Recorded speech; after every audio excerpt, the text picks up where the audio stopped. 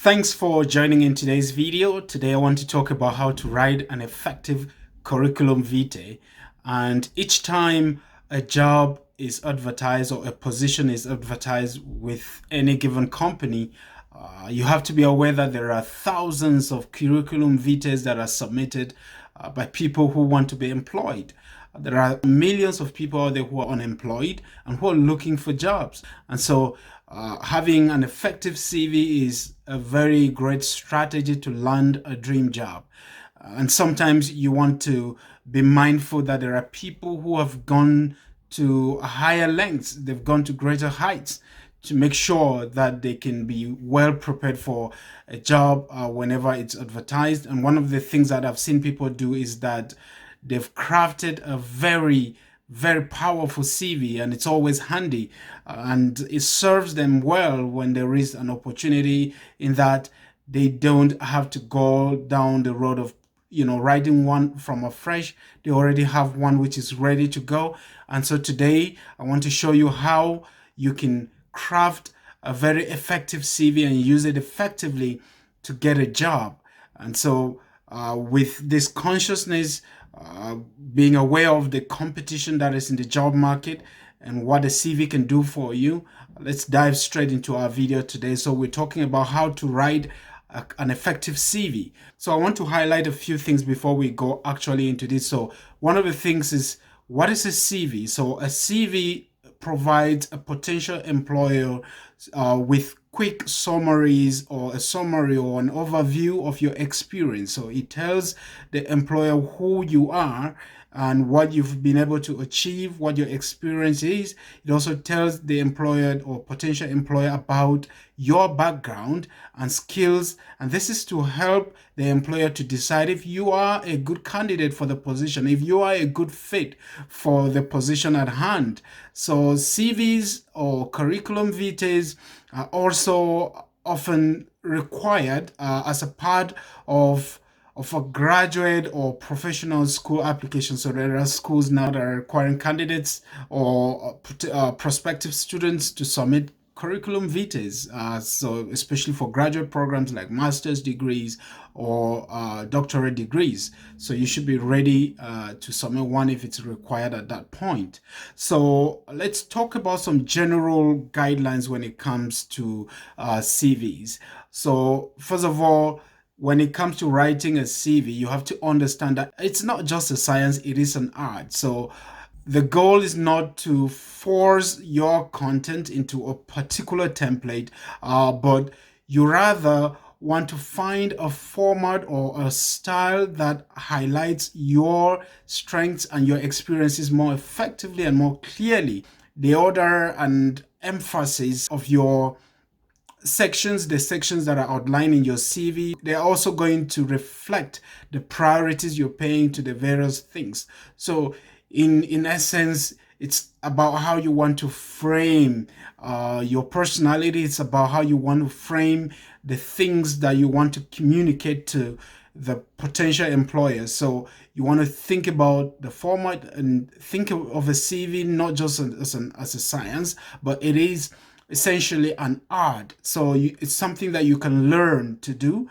And in most cases, we have to learn to write a CV. And that's why I'm talking to you in today's video. So the second guideline is that you have to put yourself in the shoes of the reader, the person who's going to do the reading. Think about what they're going to be going through and what they're going to be thinking when they have your CV in their hands. When you think this way, you can be able to write an effective CV. So can they easily find the information they're looking for? That's one of the questions that should linger in your mind as you write your CV. Are the ideas you're communicating clear enough, and do they portray that you are a good fit for the job? That's one thing to have in mind. So the next guideline is that you have to use concrete examples when describing your experiences. Don't talk in abstract terms. Use effective example to demonstrate the things that you have achieved in the past. So what did you do, or what did you accomplish in a previous role? You want to talk about that with examples in your CV. So your CV needs to be consistent, it has to be clear, it has to be concise, but that is in terms of style and format. It has to be professional in the content and overall presentation. So the way you present your ideas has to come across as being professional. And this is just so the employer can understand that you are already a professional. You're someone who takes professionalism seriously. So don't throw ideas around anyhow. Make sure you are very professional in your presentation, and you should specifically target the position, the company, and the field you're applying to. So make sure you have this. So I'm going to talk about this later on, where we have to discuss about how you can tailor your CV. So making sure that the CV fits the position you're applying for. And the next thing, which of course I consider very important, is do your research. For your application to be effective, you need to demonstrate knowledge of the employer. You have to demonstrate knowledge of the position, and you have to make sure you do this by researching the position, researching the company, so that you can find effective ways to be intentional and informed, and not just being generic, not just throwing general ideas, but demonstrating you know what you are writing about, and the person that this is targeted at. So the next thing I want to talk about here is that you have to consider the length of your CV. In some settings, 2 pages are advised, and in some other fields, 1 page is going to be advisable. So you have to think about this ahead of time and know what length you want to adopt. Are you going for 1 page or 2 pages? If you choose any of these two, make sure that you structure your CV very effectively. So these are the guidelines that you have to have in mind when you are starting out to write your CV. The next thing is that you have to compile a master CV that includes everything. So you have to have a master CV, like it could be 3-4 pages, but that is something that communicates all that you've been able to achieve within the past years. So it has to detail your experiences and your achievements. So you have this master CV, I call it. I have one. It's probably about 8 to 10 pages. That is my master CV. It doesn't mean that for any job that's advertised, I'm going to just dump in this master CV. It's not going to work. It just tells me what I've been able to accomplish over the years. And if you go to my LinkedIn profile, you're also going to find this master CV. And you would find that it details everything I've been up to since I entered the professional world. So have this master CV, as it's going to include everything. It's going to document what you've been able to achieve over the years, and of course it's going to be long. It's going to be masterfully written, as the name implies, and the idea is to have a comprehensive record of your activities, your experiences, your accomplishments, so that you can draw for future applications. You can draw from this. Use a common CV component list in order to draft your master CV. And of course, you also thinking in terms of format here, because there are some jobs that surprisingly they may ask for a master CV. They may ask for a much longer CV, not only 1 page or 2 pages, but they may ask for a comprehensive CV that might be up to 5 pages or 6-10 pages at times. So think about the master CV. When you think about it in terms of format. And when we're thinking format, we're thinking about you putting your contact information right up front, and detailing your name, your phone number, and a professional email in an attractive header. So you have to have this in an attractive header, one that is attractive enough to cause someone to want to read the things that follow. And while a mailing address is conventionally included, use your best judgment depending on the situation. You might not want to include your home address. Some people would do, just so if there is any communication that has to be done by mail, they should find a way to do that. But include your website and edited LinkedIn in your situation, depending on your situation. So you should be able to include that. So include the URL link. That's what I'm talking about. So a relevant URL will be effective so that when someone clicks on that, it can take you to a LinkedIn profile. In some contexts, like in North America, you would find that personal information such as age, height, citizenship is not included. But in other settings, like maybe in Asia, you might find that they want to know a little bit more about who you are in terms of your ethnicity, in terms of your background, and in terms of your height, age, and all of those things. But the next thing is we talk about languages. So if you speak more than one language, list these in order of relevance to the workplace. So if you speak English, French, Spanish, for instance, and if the job you're applying for is going to be mainly in English, so you want to make English the first language in this case, even if you are fluent or even if you are a native speaker of all these three languages, make sure that you prioritize English. So indicate your level of proficiency. So that is if you are a basic, or intermediate or fluent. So make sure you indicate that accordingly. And the next thing is you want to talk about your computer technicality laboratory skills. So it is very important to demonstrate that you have knowledge of the information communication technologies that are ruling the world today. We live in a digital age, and so you have to demonstrate that you are abreast with digital technologies. So list the specific programs, softwares, or lab technique that you are familiar with. It's very important to highlight that. The next thing is education, important here. So in your master CV, you want to talk about your education, list all your degrees, the degrees that you hold and the ones that you are currently working on. It's important for you to highlight these in your master CV and include any specializations, whether you major or minor, your thesis or honor work. Include those things that are very necessary in your master CV. And you can also include scholarships and awards. So if you have been awarded a scholarship in the past, make sure you put those details and make sure that you can succinctly describe what the scholarship was and why you were awarded it. So talk about this and talk about, list the titles of these awards, the reasons for the awards, the dates, and the monetary value or values of these awards. It's very important. So the next thing you want to talk about in your master's CV is your experience. This is the crux of the matter.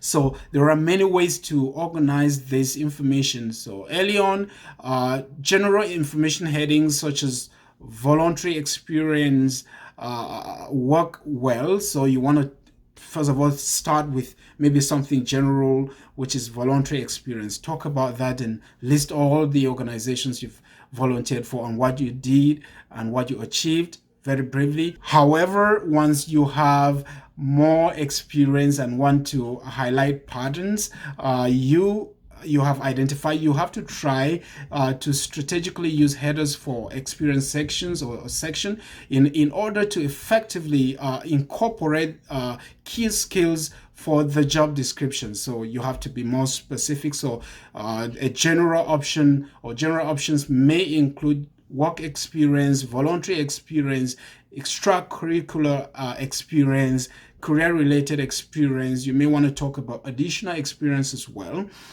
So this is quite important. So you should also think about maybe targeted experiences. So a sample could be like tutoring experience, sale and customer service experience, outreach marketing experience, writing and editing experience, research experience, leadership experience is very important, performance experience, administrative experience. So these are some experiences you should have in mind when you're writing out or trying to detail the things you've achieved or accomplished with regards to work experience.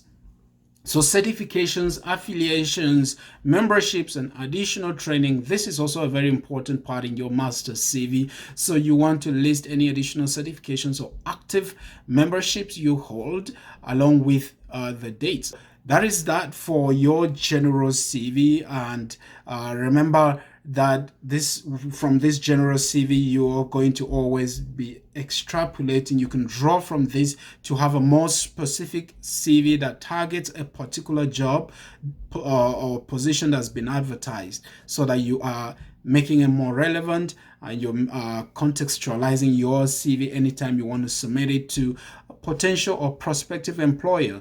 Moving forward, I want to talk about language, style, and format of CV. So when you're writing your CV, you have to think about these three things, which are language, style, and format. The very first thing is that you have to consider what details are relevant for you to include. And so use simple, clear formats, such as the one I'm going to be describing here. So the very first thing is, let's look at the guidelines when it comes to these three things. So firstly, you have to use formatting techniques such as indenting, uppercase, and bold consistently throughout to increase visibility, so and readability as well. So if you decide to use these things, use them more consistently so that you can increase visibility, readability, understandability, and all of those things. So be consistent. Secondly, use bullet points for your details. So long, dense paragraphs, for instance, are hard to read quickly, and CVs are usually skimmed through. No one is going to be reading those very dense paragraphs. So use bullet points to highlight the points, the things you want to communicate. So no one is going to be reading your CV word verbatim. So have that in mind. And then the next thing is that list education and experience in reverse chronological order.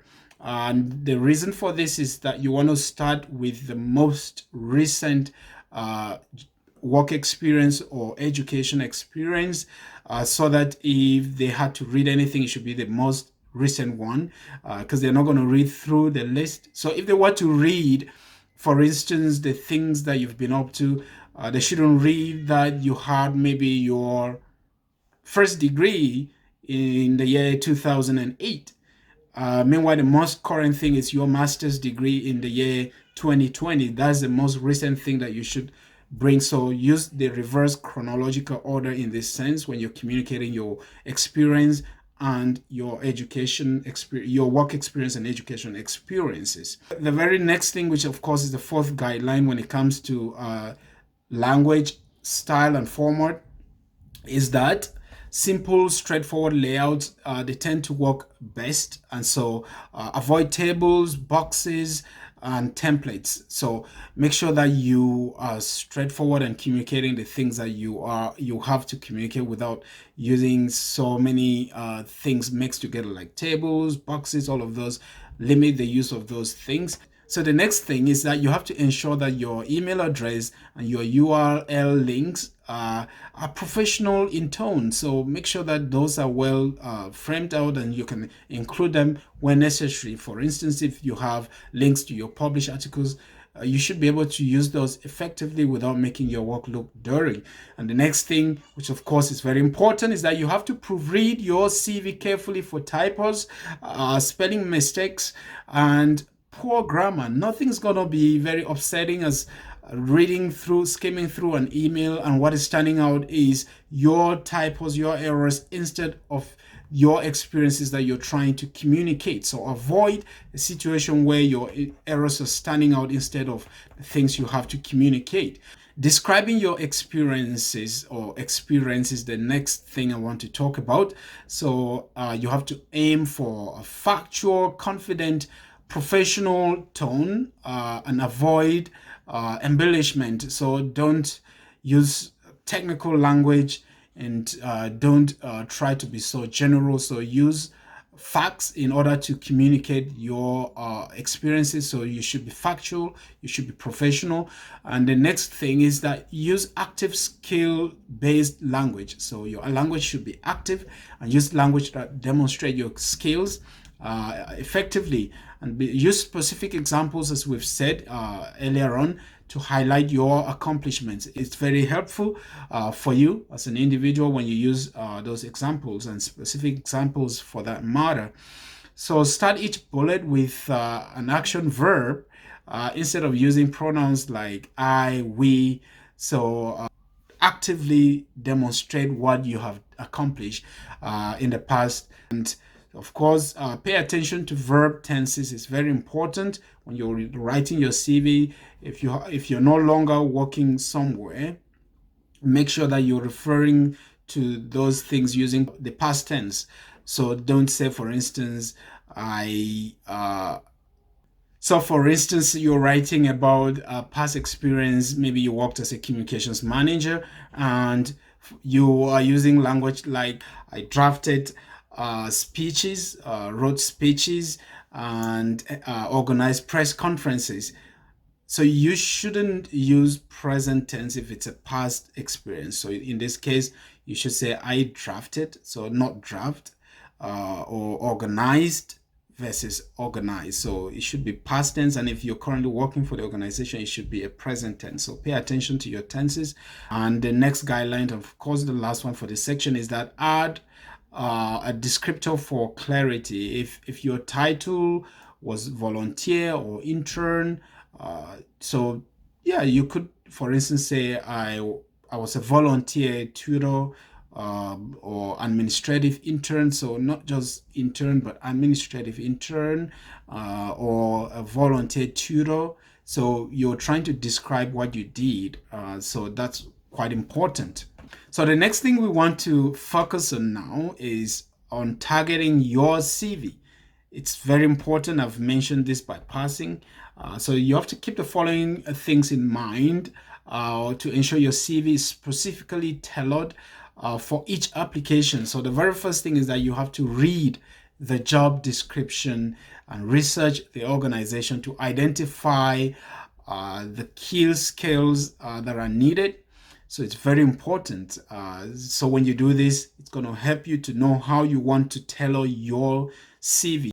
And the next thing is that you have to use targeted headings, which speak the main requirements or speak to the main requirements for the position. So your headings should be well targeted and should reflect the main requirements of the given position that has been advertised. The next thing is that you want to include additional descriptive bullet points which are relevant for your past experience. So you do that more intentionally, and then consider the order of your sections to make sure that the most important experiences are appearing early on. So those experiences that are very fresh or that have just been carried out, so you should be able to communicate those ones fast enough or earlier on.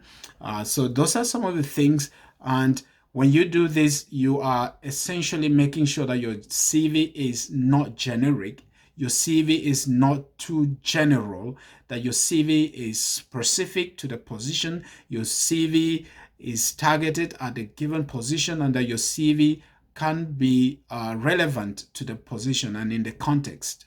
So when you are writing your CV, we've talked about the fact that you should think about a master CV that has everything lumped in, but much more think about a specific, well-tailored CV for every position you're applying for, so that you can be able to communicate effectively the things that are relating directly to the position and that will resonate with the hiring manager, and that will pull attention to your CV. Like I said, the hiring manager or the recruiters, they are skimming through thousands of CVs, in some cases millions, for international positions, and so they don't read everything. And if you don't communicate effectively and clearly and be consistent and avoid grammatical errors and use bullet points, avoid using so many boxes and tables, they are going to completely avoid or sideline your CV.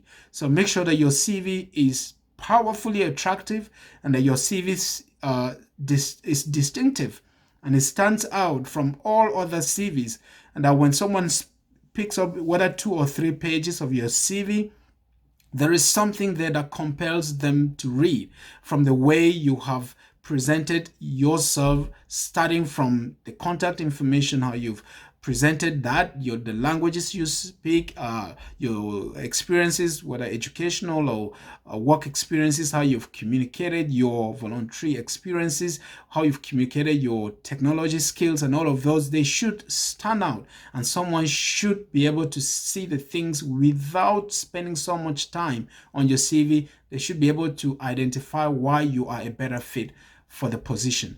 And if you've been blessed by this, I really want to encourage you to share this video, let other people watch it and see what they should be doing when it comes to writing their CVs, and what they shouldn't be doing as well. Like I've said, don't send in your master CV to all the positions that you come across, but make sure you can spend some extra time to tailor your CV, because tailoring your CV is going to be that differentiating factor. It's gonna be that factor, or that one thing that will cause you to stand out from the other people who are seeking that position. So thanks for watching again, and may you have a wonderful time, and share the message and spread the word, and may God bless you abundantly.